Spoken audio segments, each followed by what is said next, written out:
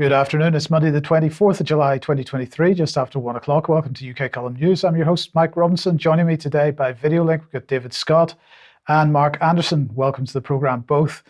David, we're going to get kicked off with climate change. And, well, the BBC this morning going absolutely nuts about fires in Greece and so on, even suggesting that forest fires have been taking place for decades. Decades. Well, in BBC land, a decade is the maximum scope of their understanding, I suspect. Some people do better. We go here to New South Wales Parliament. We've got the Honourable John Ruddick speaking his first speech. He's a new member of the Legislative Council, and he's also a member of the Liberal Democratic Party. Now, for viewers in Britain, this is nothing like the Liberal Democrats we have here, in that they appear to be both liberal and democratic, so nothing like our version. And he gave a very libertarian speech. In fact, he was quoting Murray Rothbard and anarcho-capitalism towards the end, so that's maybe a first in a major parliament. But he had something very interesting to say on the global warming crisis. Another reason libertarians don't like big government, because mankind is from time to time subject to irrational, harmful mass delusions, especially when melded with big government. COVID is merely the latest case study. One of the benefits of separating church and state was that if a religious grouping did get delusional, at least the delusion was contained and not magnified by state power. Let me tell you the story of William Buckley, an escaped convict who was warmly adopted by an Aboriginal tribe in the Geelong area. Buckley spent 32 years living in the Australian bush and then walked into the Port Phillip Bay colony in the 1830s. Buckley expected to be punished by the English for being an escapee, but the English were fascinated by his account and employed him to foster good relations with the Aboriginals. Buckley then wrote a gripping book which contains an episode where his tribe and the surrounding tribes were in a mortal panic. These tribes held the supernatural belief that the world was held up by a powerful man who used ropes to keep things in place at the end of the world. There was panic because the word had gotten around that the strong man was getting weary. And if every tribe didn't immediately send him all their food, tools and weapons, the world would definitely implode. Buckley's tribe and the others around furiously obeyed and handed over everything they had, and then raced atop a mountain, hoping it might provide some protection if the implosion came. Buckley wrote of this episode, "But who the old juggling, receiving thief was, I could never make out.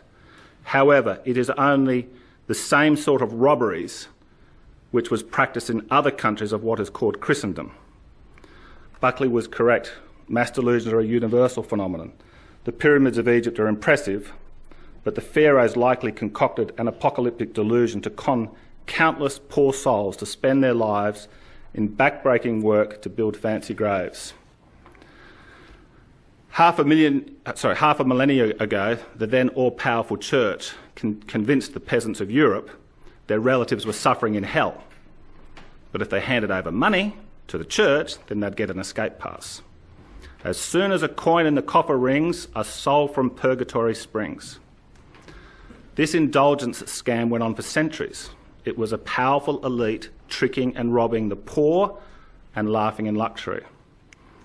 Now, I know this is not the view of this chamber, but please hear me out, because occasionally minority positions are vindicated with time. Is the global warming orthodoxy yet another mass delusion turbocharged by big government? And this is the question. This is a point we've had made before. Is the global warming scam actually just a means of buying absolution for the guilty, and based on nothing substantial at all? Now, he goes on to raise other issues about it, one of which was actually picked up separately by Lawrence Fox here, who spotted a sticker on a lamppost, and the sticker said, "If you can't question it, it is not science, it's propaganda." This is one of the points that John Ruddick was making. And of course, we're seeing propaganda, and we're seeing propaganda nightly on the weather forecast. So we have here someone calling out the BBC. He's saying broadcasting misinformation daily, and he advises question everything. And we see here the temperatures on the BBC chart and the actual temperatures recorded that day. And 45 degrees C becomes 36, for example. And this is obviously a completely different picture. And one reason why that may be the case here is reported by Robin Minotti. He's saying the heatwave scam is exposed. Hysteria started when climate sensationalist media outlets in Germany and elsewhere uncritically cited a sloppy and manipulatively formulated July 13th report from the European Space Agency that first referred to air temperature, but it then went on to say that it was in fact referring to ground surface temperature.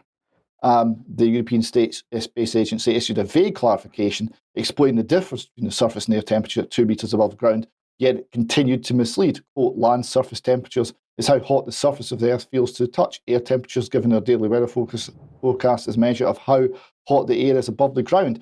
It did not bother to mention how the surface temperature is much hotter than the 2 meter air temperature. So it's quite possible that we are being grossly misled here, and we should certainly be aware of that risk and question the stats. Now, the interpretation of the stats with all the red weather maps, that's not playing well. This has now been widely mocked. It's even made it onto the Mail Online, who report that BBC viewers are seeing red over misleading maps that appear to include Britain amongst the European countries experiencing scorching temperatures, despite the fact that it is not scorching in the UK. In fact, it's really quite poor and not very warm at all. How is this playing out more generally? Well, the politicians aren't interested in any of this. They have their belief, they have their new God, and they are running with it. So here we see, amongst other forms of insanity, one from Scotland, the SNP, brackets Green Party, plans to ban the sale of homes with gas boilers. So this is going to mean if you've got a house, it's going to be an absolute millstone unless you have a lot of ready cash. Homeowners looking to sell may have to pay up to £10,000 for a heat pump. From 2025, properties need to be Energy Performance Certificate rating C at certain trigger points, including sale. So if your home is older, you will not be able to sell it at all unless it's upgraded at vast expense. This will incidentally create vast areas of slums. So well done with the SNP on that. And I want to finish this section with an illustration that the people who are pushing this are not that clever. You remember the propaganda triumph that was the dancing nurses on TikTok, where we could see that they had nothing to do and all the hospitals were empty in the middle of an alleged global pandemic. Yeah, that didn't go down well. So what are they doing? Well, let's get the nurses back and let's get them dancing about climate change. Cringe alert here. This one's difficult to watch.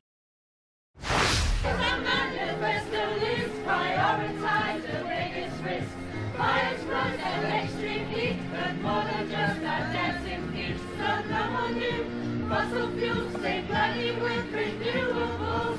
Dumb on kids to pay the price, ignoring scientists' advice. Leaders should be learning to stop the climate, so we stay alive, stay alive. Hadn't got a common to stop nobody's dropping, so we stay alive, stay alive. We all want to stay alive, stay alive. We all want to stay alive.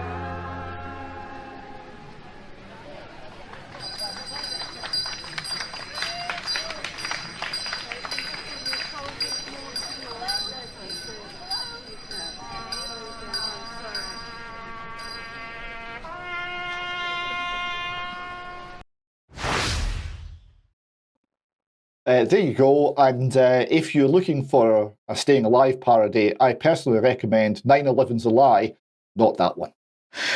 Indeed. Okay, thank you very much for that. I don't really know what to say about that. There's not much to add there, really. So let's move on then to online safety. Well, This is the graphic that the Ofcom was pushing out this morning.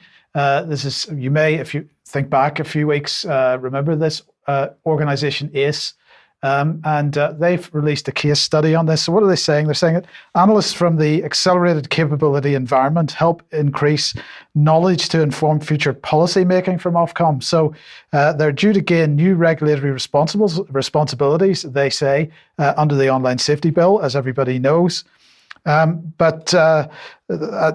they are aiming to keep users safe, of course, from any unapproved information under the guise of child protection and combating fraud. That's the normal thing. So anyway, with ACE, they've published in the last few months a couple of papers here. One is called User-Generated Content-Enabled Frauds and Scams, and the other one is called Illegal Harms. And these have been produced in preparation for this new partnership. So they have established this relationship with ACE. Let's just remind everybody what ACE is. Well, of course, it's a program of QinetiQ, and QinetiQ is the defense company. So let's remind ourselves what they said about this. The accelerated capability environment solves rapidly changing digital challenges facing law enforcement and national security agencies. But if you think back a few months, we're making the point that ACE is now working with the National Health Service. So that goes a bit beyond law enforcement and national security. And now we're into online safety. Well, there's clearly a connection there with national security. At least the government tells us there is. They say we bring together expertise from industry and academia to innovate collaboratively and create mission impact at pace, typically weeks and months rather than the months and years typical of large delivery programs. And they say we are a home office capability within the Homeland Security Group that was founded in March 2017 with an initial priority to help solve frontline challenges in areas of communications data and lawful intercept. So this, David, this perhaps gives us a clue as to what's going on around the Online Safety Bill, because we're talking about Ofcom, which is to be the new regulator, getting involved, and language being used like Homeland Security Group and lawful intercept and so on. This tends to give us a clue as to just exactly what's being built. Yes, it is. And the same language keeps cropping up both sides of the Atlantic. And I understand actually in the Third Reich as well, if you translate the German for the equivalent department, it was Department of Homeland Security as well. And the underlying assumptions here, that the people themselves need to be watched by the state because they are inherently a threat. Everyone's suspected, and everyone needs to be monitored, because an unmonitored citizen is a dangerous citizen. Well, that's absolutely correct, but we don't need to worry. This might only be a short-term problem because, of course, the issue of online safety and literacy around online safety, of course, may disappear in the not-too-distant future. Let's just give you a clue as to why that would be. This is from Lichfield Live, and Lichfield School achieves its online safety accreditation. So this is a good piece of news. Well, this is the organisation which is giving these out to schools, an organisation called National Online Safety. And well, we can be sure that they're starting extremely young. So this is all about training teachers and parents and school governors into how to present online safety to children. And so, for example, I've just put one example on here, annual certificate in teaching online safety for early years. So we've got to get the patient young, David, and make sure that they understand how to discern for themselves what is a trusted source for information, what is disinformation, and so on. Got to get them as early as possible. Well, this is right. I mean, and the basic principle is we're not teaching them to have discernment, to be able to make up their own minds as to what is reliable, what is reasonable, what is rational, what is logical. No. It's the source. It's all about the source. Do we trust the source? Is it the BBC? Is it the government? These are the sources we're meant to trust. Really, the ones that lied about COVID and locked us down and started all the illegal wars, those ones we're meant to trust. The ones that are lying to us about climate, those ones we're meant to trust. So this becomes, because this is how it's being portrayed, this becomes indoctrinating children to prevent them engaging in critical thinking. That's absolutely the case. Now, of course, in the United States, the situation isn't quite the same because there doesn't seem to be, of course, they've got the First Amendment. There isn't the same legislation being pumped through. but nonetheless, people are on the receiving end of censorship. So let's just bring RFK Jr. on. He was giving a statement to the House last week. Let's just have a quick listen to this. After I announced my presidency, it became more difficult for people to censor me outright. So now I'm subject to this new form of censorship, which is called targeted propaganda, where people apply pejoratives like anti-vax. I've never been anti-vaccine, but everybody in this room probably believes that I have been, because that's the prevailing narrative.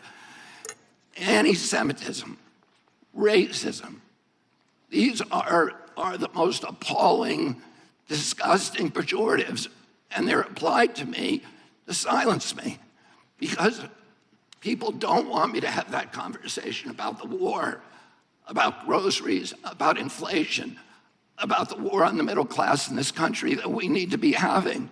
Now, I want to say something I think that's more important, and it goes directly to what you talked about, ranking member, which is the need, this toxic polarization that is destroying our country today. And how do we deal with that?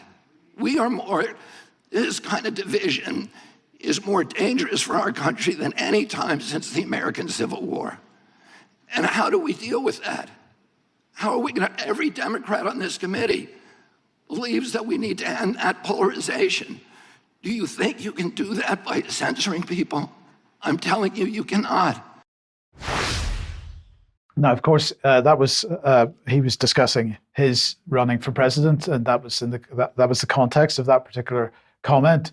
But nonetheless, of course, it's not just him who is on the receiving end of this censorship, David, and we've got to keep in mind and remember that this is a widespread problem. And while it's very useful for people like RFK Jr. to be talking about this, we need to keep the focus on the broader issue. Yes, I mean, it is clearly, and we've seen this in the UK via banking, for example, more on that later.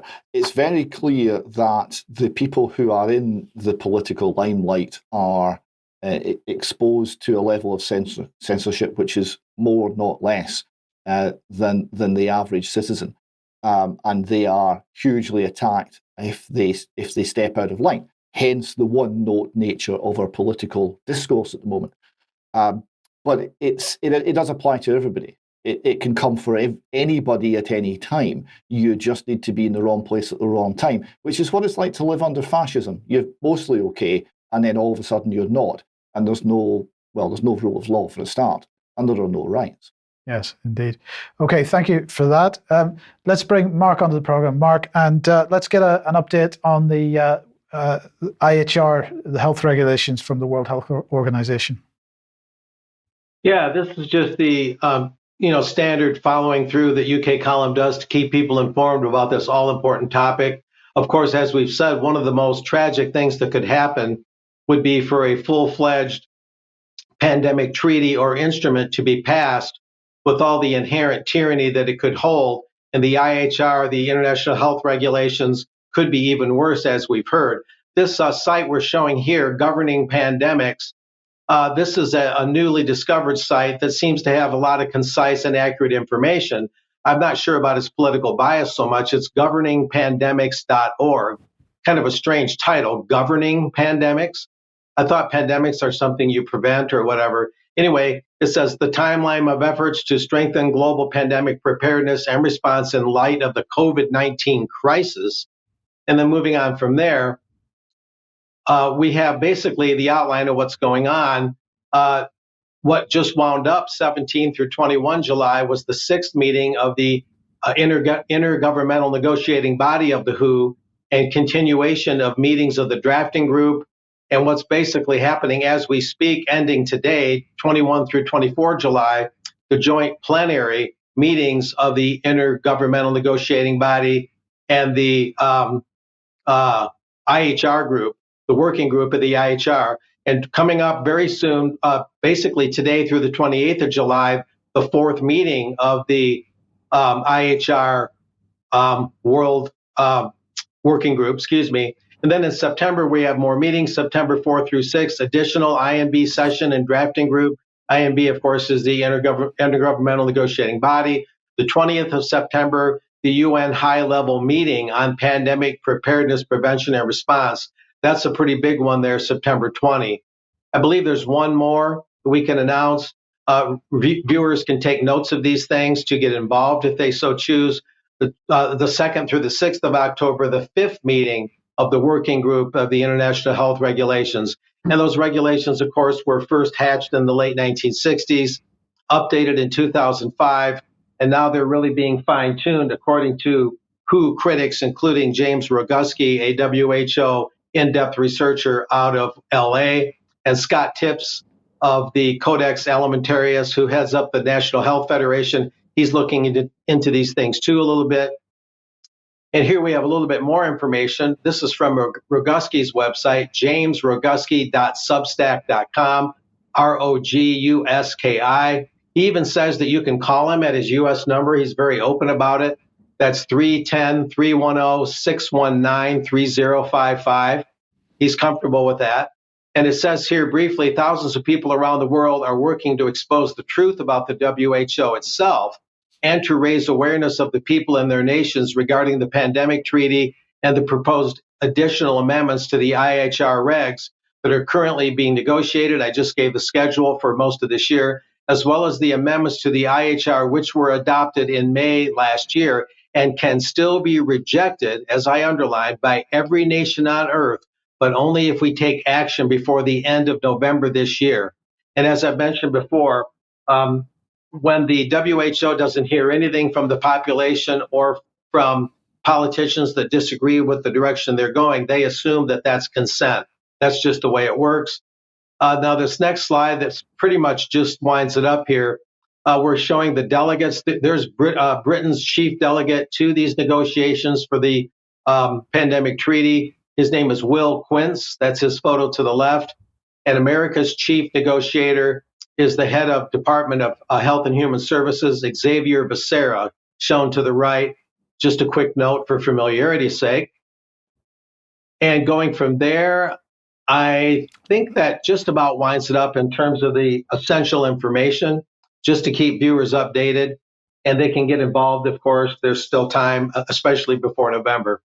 Yes, brilliant. Thank you, Mark. So November is a key date then for what's happened up to this point in getting that rejected.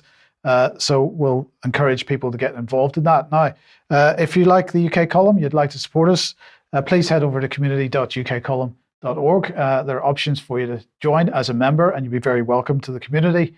Or you could pick something up in the UK Column shop. But please do share any material you find on the various platforms, especially ukcolumn.org and ukcolumnextracts.co.uk. And David, we're just going to mention one article here.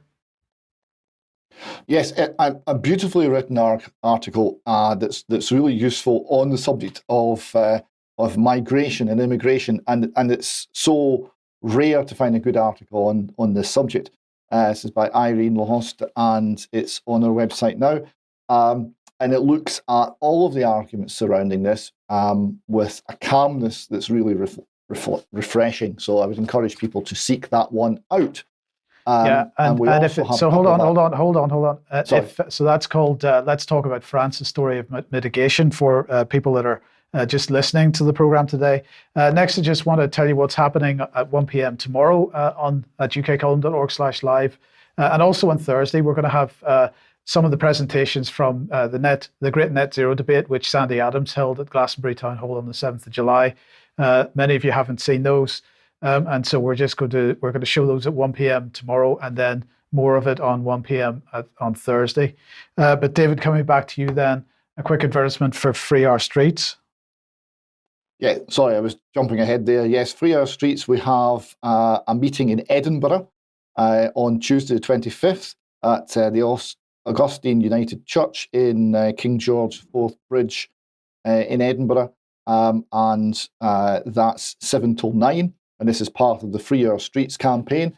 And just a quick look at what Free Our Streets, as part of the Together campaign, is actually about. Well, amongst other things, they want to safeguard open debate and free speech. They want the freedom to congregate and protest. And they say that medical treatment must never be mandated and freely given informed consent without coercion is essential. Medical treatment should never be a condition of employment or of participating in society in any way. And amen to that. Indeed. Okay, let's move on then to economy. And well, the news from Russia then is that interest rates have been put up to 8.5%. That's an increase, of 100 basis points. This is a statement from the governor of the Russian Central Bank. At the next meetings, this is a poor translation, but basically at the next meeting, they're admitting that they're going to potentially increase rates even further. The increase in domestic demand surpasses the capacity to expand production, she said, including due to the limited availability of labour resources. And this is an interesting thing economically, David, that it's not just the West and not just the UK that's having trouble, or the UK and the United States, having trouble filling jobs. And this has got to be a pretty fundamental issue with economies in the next couple of decades, because certainly it's going to drive migration perhaps, but in the meantime, our birth rate is too low. Birth rate is too low. In the West, we're killing between a quarter and a third of all the children in the womb. And we are constructing an economy that has people so struggling to survive that large families seem impossible. So there are many reasons why the birth rate is too low, but it's not sustainable. It's the very definition of not sustainable. We're going to have more and more people depending on fewer and fewer actual productive workers. Yes, and what's interesting is, of course, governor of a central bank, they have the same rhetoric the world over, so it doesn't matter that Russia has a much better productive economy than, for example, the UK. They're still only thinking about interest rates in monetarist terms. Yes, and it's by no means obvious that putting up interest rates will do anything to improve the labour pool, because if you need a certain amount of stuff, you want to make your economy more productive. So you need more investment, more plant and machinery to make each individual worker produce more. So by putting up interest rates, they're going to reduce investment in plant and machinery, not necessarily working to the end they claim. No, indeed.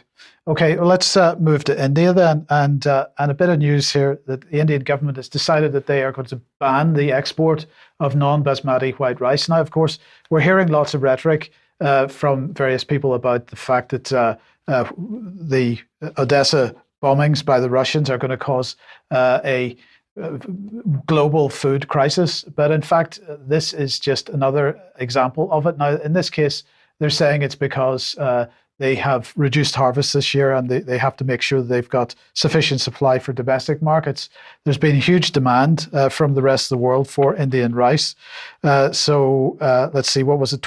So first of all, they put a 20% duty on, a tariff on, in an effort to get people to stop buying Indian rice from foreign countries, but in fact that didn't work. So they've just put a ban on it. In the meantime, of course, wheat prices. Well, the headlines are saying wheat prices are heading north again. They are a little bit. If you look at the very far right-hand side of that graph, nowhere near the kind of peaks we saw in mid-2022. But certainly wheat that's to be delivered in May 2024, what's that, sitting around the 220 mark or so for the price per tonne, £220 per tonne. So it has gone up slightly, but not quite to the degree that the mainstream media is perhaps suggesting. But in the meantime, of course, we're not seeing the falls. If we look at that graph again, we're not seeing the relatively massive fall in price being reflected in retail prices in the supermarkets. So that's a separate issue. So that's a little bit of a look at economic issues at the moment. But David, this issue of global food supplies, I mean, Patrick was talking about this on Friday. In fact, the impact of the Ukrainian situation isn't going to have a terribly great impact on third world countries or developing countries because most of Ukrainian grain was going to Europe. But Indian rice, lots of it coming to Europe and the United States as well. the fundamental problem here is that we have no food independence. Well, that's certainly a risk. If international trade breaks down, then we are in a bad way. The impact of the wheat price spike and the supply disruption from the Ukraine was never as great as it was being advertised. I was speaking to people in the industry importing wheat into the UK to make bread, to make flour and to make bread. And they were remarkably relaxed about this whole thing. They said, no, there's plenty of supply. Yeah, we're going to pay a bit more for it, but there's plenty of supply.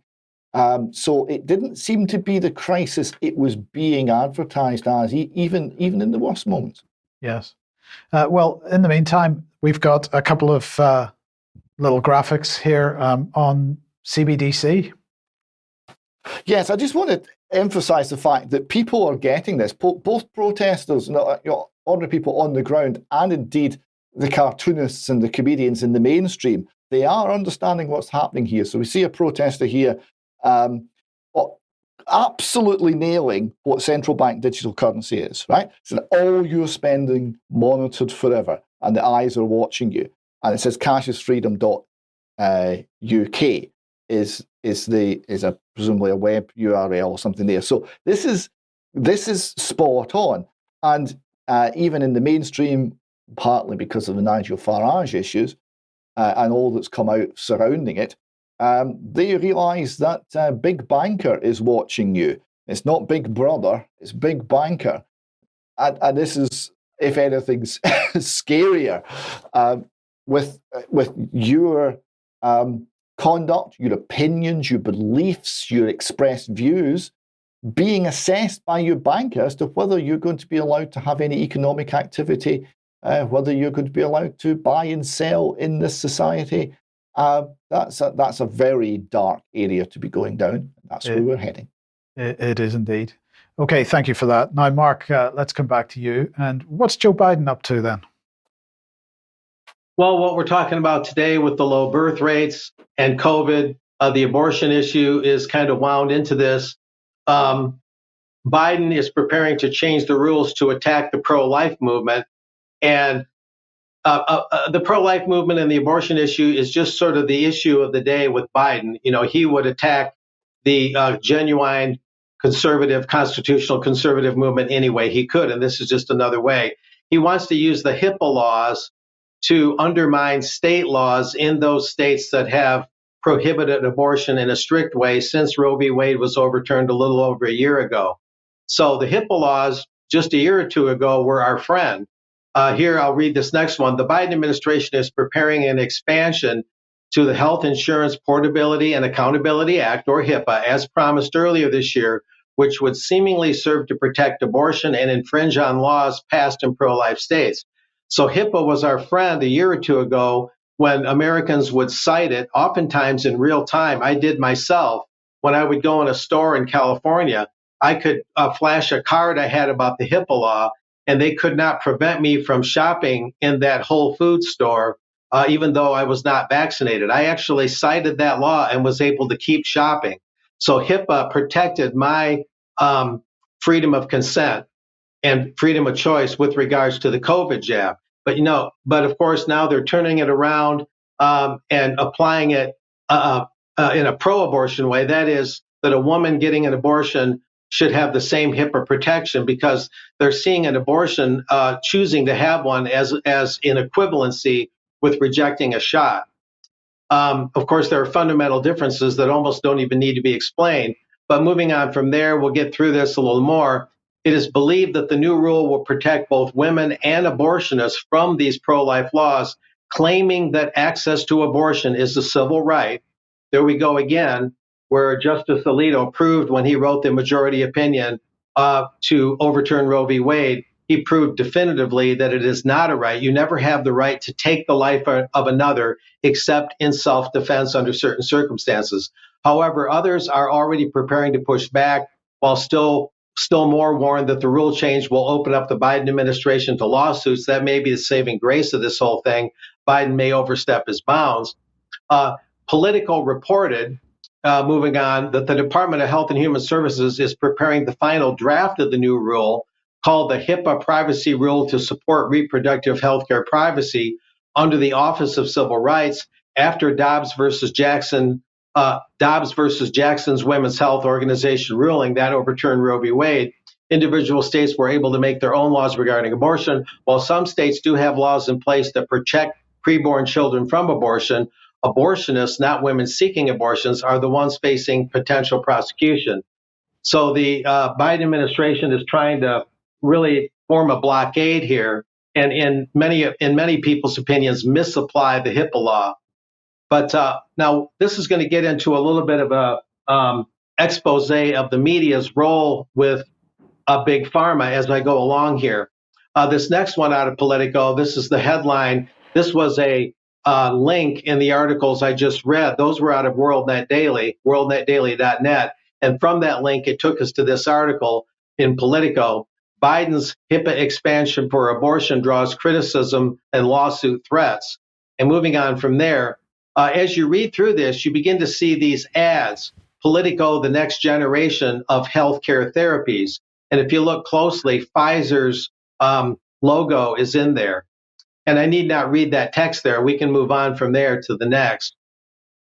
And I enlarged it here, Politico, the next generation of healthcare therapies. So we're reading about what Biden's doing, twisting the HIPAA law around. And then we see that the media and big government and big pharma are all in cahoots with one another. This just happened Thursday, July 20th. Pfizer put on a program in conjunction with Politico Live. Next generation healthcare treatments such as gene therapy may hold the key to effectively treat rare genetic diseases and alleviate future chronic diseases. Of course, the mRNA jabs that Pfizer put out to allegedly inoculate people against COVID are gene therapy, basically. And moving on here, we have, this is what happened. This is how they promoted it. Come discuss how government and industry can work collaboratively to optimize patient care or patient access to gene therapies in a cost-effective, sustainable way. Underlined, we also will explore the opportunities for increased access to gene therapies and how barriers that limit access to gene therapies are missed opportunities to reduce healthcare disparities. So they're really pushing gene therapy in general.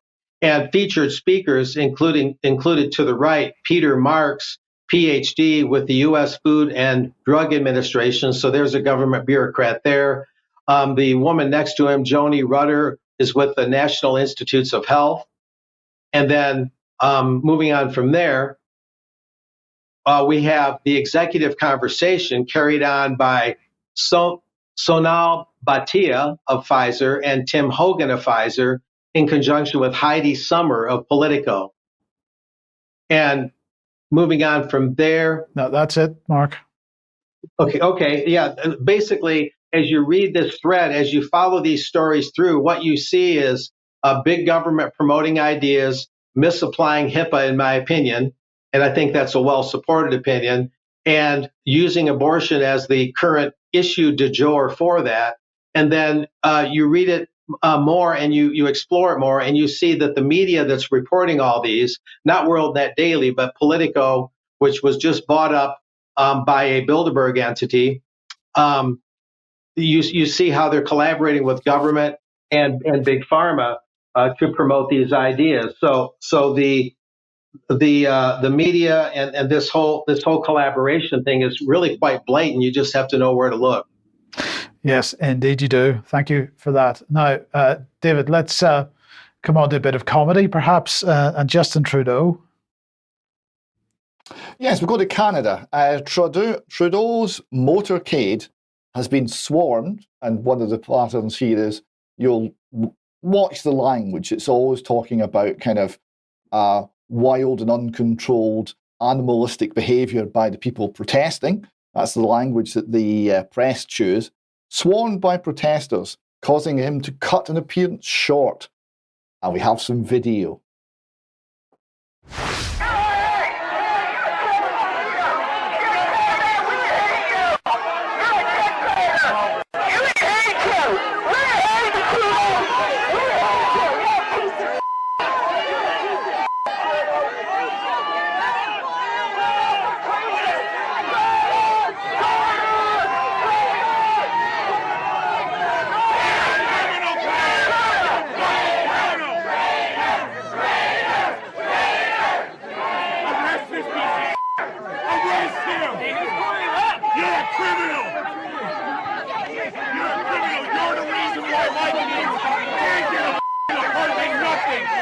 piece of shit criminal.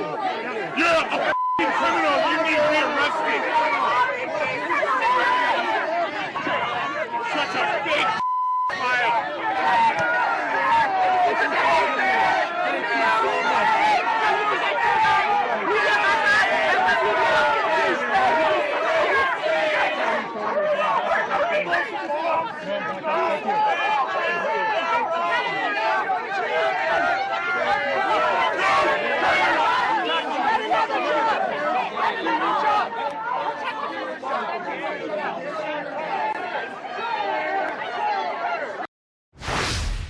He was obviously feeling safe and secure, surrounded by the bodyguards. There were a lot of bodyguards. More on that in a moment. And one of the interesting things I thought was how he reacted, because it was like he couldn't see the protesters, and he was cooing over the people who wanted to have selfies taken with him, and apparently the protesters didn't exist. I thought this was very kind of like gaslighting. He's sending out a message that you're beneath contempt, you do not exist, you're not bothering me, I have no interest, you basically don't count, you don't have an opinion, you don't have a voice, I'm only going to speak to the people who agree with me. And I thought that was quite gaslighty. Now, the first slide did have a little note that said, have your say, leave a comment, and there had been 1,533 comments. So this is obviously getting a bit of interest in Canada. I've picked out just a few of these comments. So here we have one, John Wesley saying, I'm fascinated by the dichotomy of the Trudeau persona. He comes like an angel of light, but the truth is diametrically opposite to the appearance. That's one load of falsehood all packed into one guy who should really have no power. It's chilling to watch. I thought this was a very astute comment. Chilling is right. His behaviour was strange. It was chilling. Kevin Swife says, he deserves every bit of the treatment and worse. And didn't the man on the censor beep earn his money on that clip? He's Canadian history's greatest monster. Never has one person come close to doing the irreversible damage he has done. Again, a very accurate comment.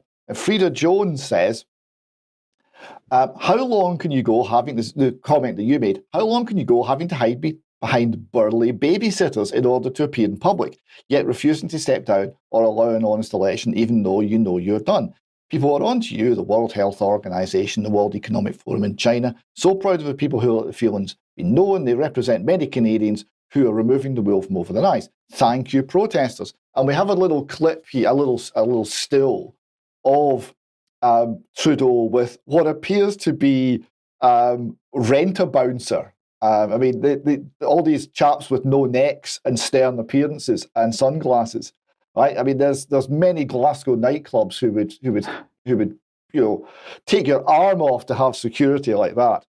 And just to finish off, we have here the Western Standard discussing, is it in fact narcissistic personality? He says, well, actually, Justin Trudeau defines narcissism. And this is quoting Jordan Peterson, who said, quote, I try to put myself in the position of the people that I'm criticising. Said Peterson, I think he's a narcissist. So Craden concludes, well, Peterson is a psychiatrist, he's a psychologist, and one who swims against the woke river as far as gender identity and gender pronouns are concerned. So he has my utmost respect. But it doesn't take a psychiatrist to know that Trudeau is a narcissist. His picture might be in the dictionary. So I think people are catching on to Mr. Trudeau in ever larger numbers. Good. Well, this is good news. People say we don't bring you good news. I think this is a good piece of news. But anyway, let's look at some other news now, and we'll head over to Ukraine. And well, here he is. Volodymyr Zelensky has pushed out on his Telegram channel a little piece of selfie video for all his viewers and listeners. And this is what he has to say. We've already started preparing for next week. There will be many different events that will definitely strengthen Ukrainian defense. So basically, he put this out over the weekend. So when he says next week, he means this week. He said, I thank NATO Secretary General Jens Stoltenberg for promptly convening the first meeting of the Ukraine NATO Council. Now, my understanding is that he was very determined, shall we say, very determined that this meeting of the Ukraine-NATO Council took place. So he went on to say in his Telegram channel, in fact, immediately after our conversation yesterday, a date was agreed upon. The meeting will be held this Wednesday. We are also preparing new support packages from partners, everything that brings the defeat of Russian terrorists closer, more air defense for Ukraine, more artillery, more long-range weapons. Okay, well, that's a bit of a problem because weaponry is one thing, personnel is another. So also over the weekend then, this gentleman whose name I don't know off the top of my head, I apologize for that, but he was speaking on Ukrainian television over the weekend and basically said this, the soldiers are running out. So Ukraine, he is saying, no longer has any soldiers, particularly motivated people, and that was the word they used, motivated. So in other words, people that are willing to actually excited about getting out into the field and killing some Russians. So David, we're in a pretty, or at least Ukraine is in a pretty serious situation. If they certainly have no weapons, they're having to convene emergency NATO meetings to ask for more weapons. But apparently the West doesn't have any more weapons to sell, which is why we're giving them cluster bombs. But the bigger problem perhaps is that they don't have any personnel. And this all gets to the question is this reaching its natural end, right? Whatever you think about the causes of the war and who started it and the influences that caused it, in terms of a conflict, we have a smaller nation against a larger one. We have, they will reach a point of exhaustion. Before they reach that point of exhaustion, they want to negotiate. If you compare it to, say, the Finland Winter War in 1939-1940, they held out magnificently against much larger forces, but eventually reached a point where they had to negotiate, because if they hadn't, a point of collapse would have occurred. Are we coming close to that? I mean, the efforts that the Russians are putting in are not proportional to the Winter War. It's much less, but nonetheless, there must come a point where Ukrainian self-interest comes down to negotiating, but they won't be allowed to negotiate. This is an impossible position. Absolutely. So let's bring this on, because there's been a little bit of commentary over the last week or so on this in the mainstream press. And first of all, we got Robert Clark here. Now, he is described, he's from Civitas, the think tank, but he's formerly from the Henry Jackson Society. And he wrote this opinion piece in The Telegraph about a week ago. Ukraine and the West are facing a devastating defeat. But the subheadline I thought was quite amusing. The prospect of a failed counter-offensive and significant territorial concessions would only embolden Russia and China. So the narrative continues, even in the face of this defeat. Let's just look at what he said here. If Kiev fails in its battlefield endeavors to split that land bridge and retake much of its own territory by winter, then vocal calls of territorial concessions for marginal political outcomes will likely become far more prevalent, not just in Ukraine, but likely from Western capitals, as so-called war fatigue begins to bite, international stockpiles of equipment and ammunition wither, and politicians begin to worry about domestic budgets ahead of national elections. I mean, I don't think war fatigue is the right term here. It's a recognition that the resources necessary to prosecute this proxy war are running out fast. But in the meantime, our old friend, David, Mark Sedwill, was writing in the Financial Times, NATO must support Ukraine with clear roadmap to membership.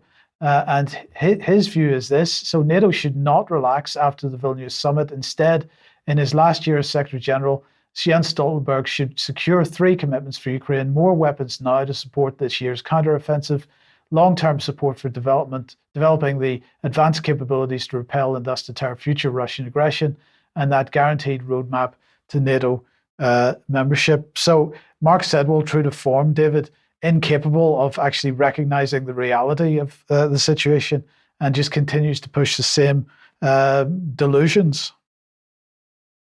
Well, of course, the path to NATO membership is the brightest of red lines for the Russians. It's the one thing the Russians will never accept. It's the one policy that guarantees the war will go on forever, or until the collapse of Ukraine in the West or the collapse of Russia. Is Sedwell's not that stupid. He must realise that. Is that the agenda? Well, good question. And just to finish this segment off, I just want to bring this on because the Washington Post here reporting that Ukraine has begun firing US-provided cluster munitions. So that was published on the 20th of the month.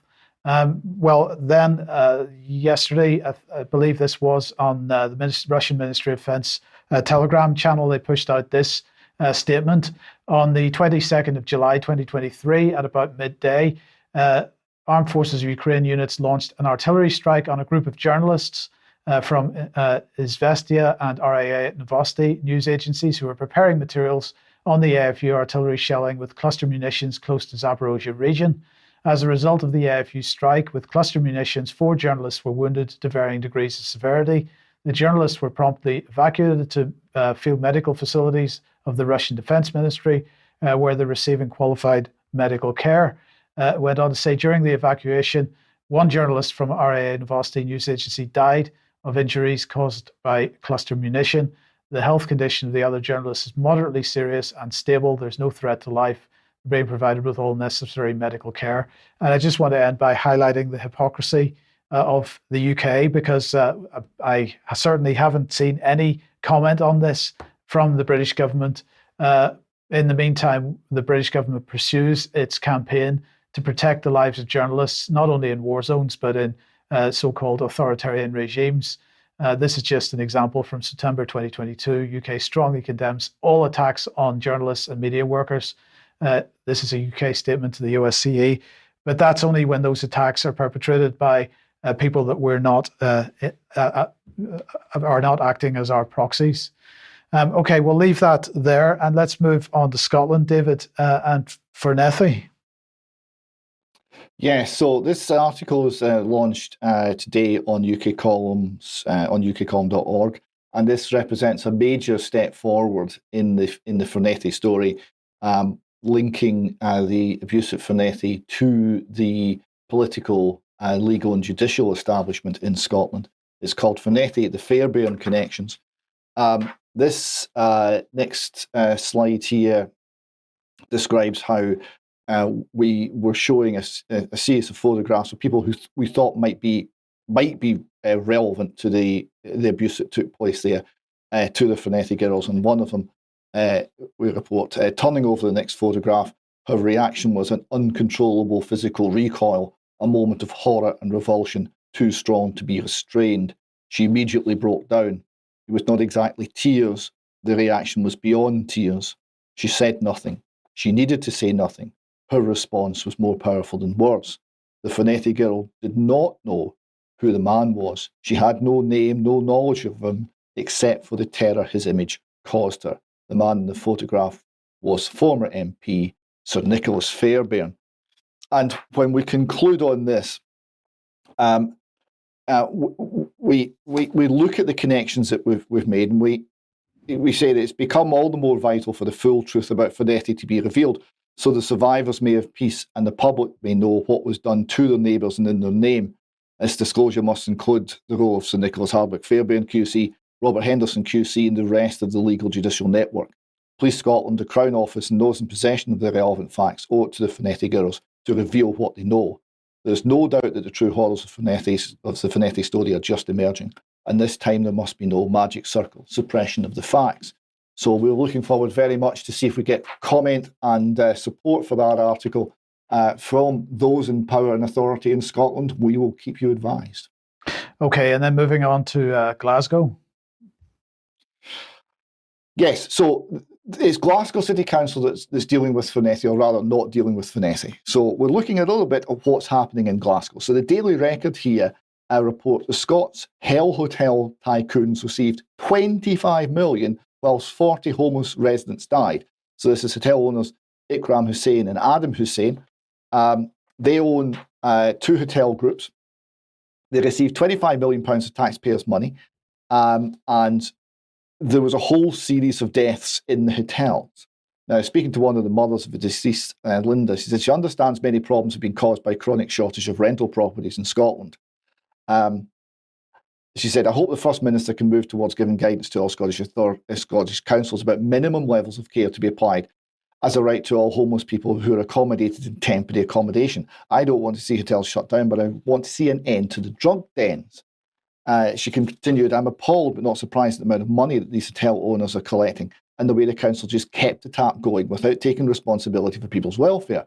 My son was not a drug addict when he entered the Queen's Park Hotel, but he was surrounded by drug dealing and drug taking when he was at a low ebb. Now, the issue here is the state is paying to put people into accommodation, which are essentially drug dens. They're paying their accommodation. They're paying the money for subsistence, which will fund the drug habit. Right? So they're putting them into this situation, and the state's saying, well, look, we put a roof over your head, we gave you money for food, we've looked after you, we've done everything we needed to. And actually what they're doing is killing them. Right? They're putting them into a situation which is so toxic that people are dying. There is a reason why the drug death rate in Scotland's 3.5 times higher than England, and it's nothing to do with general wealth of society, which is very similar. And by some measures, it's slightly richer than Scotland if you don't take into account taxation. Right? This shows just the level of callous disregard that's been shown to human beings here. Now, next question, what is Glasgow City Council good at? Well, it's very good at generating fines for driving in bus filter lanes. So they're currently fining drivers in Glasgow £66,000 a week for driving in bus filter lanes, 5th highest in the UK. So they're good at something. They're good at exploiting their own population for cash. And another little clip here, and an example of Glasgow City Council. This is a statement from the leader of Glasgow City Council, Susan Aiken, on Glasgow United's use of council-owned Greenfield Football Centre. Now, we've covered this story before. David Goodwillie is a footballer. She writes, David Goodwillie has been found in court to be a rapist. Now, that's a bit deceptive. We'll come to that in a moment. However, in more than 12 years, he's never once shown any sign of contrition or remorse. Any club that signs him is making a very clear statement about its attitude to the safety of women and girls, both in sport and its community. How would it would be an outrageous decision, wholly at odds with how community facilities like Greenfield should be run. I've asked officers to look at the council's agreement with Glasgow United, make it clear that I'm ready for the city to walk away. So they're basically saying, if you sign this guy, you're going to lose your ground. Now, this is something that's happened multiple times. Clyde essentially lost their football ground because they had him playing for them. Now, the background is he was charged with rape. The charges were dropped. There was insufficient evidence. There was later a civil trial, which he lost. There was a finding against him by the civil standard of proof. He was bankrupted by that. This was all happened 12 years ago. He's tried to rebuild his life. He's now married. He's got children. He's trying to conduct his career. And he's being hounded by the political great and good in Scotland and not allowed any form of a life. And it just looks a bit, well, wrong. At what point has he served has he discharged this debt? If he'd been convicted of rape, he would have been long ago out having served his time and served his debt to society. But in this hinterland, there seems to be no end to it. Now, there is an interview. He's been interviewed online about the whole thing, and those who wish to hear his side of the story can do so there. We then finish up this piece with Fernethi Residential School. We've raised issue after issue to do with Glasgow City Council's responsibility to the Fernethi girls. They are disinterested in helping the Fernethi girls. They're not engaging with them. They're not engaging with us. We pointed out that when they sold Fernethi, they did so unlawfully and suggested they should buy it back and do what the legal agreement says they should have done, which is knock it flat. They're ignoring this. They're not standing up for the Fernethi girls. They're standing up against David Goodwillie on the grounds we're looking after girls and young women. But when they are responsible for girls and young women. They don't care. Okay, thank you, David. Thank you for that. Now, we're just going to end then with Mark. Triple demic, Mark. Yeah, here we go again, right? They're saying at the Centers for Disease Control and Prevention in the U.S. that Mandy Cohen, who's the director of that, is looking ahead and saying we're going to have 3 bugs out there, 3 viruses, COVID, of course, and the flu and RSV. She said in an interview, we need to make sure the American people understand all 3 and what they can do to protect themselves. The spread of all 3 respiratory viruses is currently low, so it really isn't a big, red flag right now. But the CDC has begun to detect slight increases in positive COVID tests and COVID-related emergency department visits. There they go again with the positive COVID tests, largely done through tests that where you don't really know that you have a actual positive COVID case or not.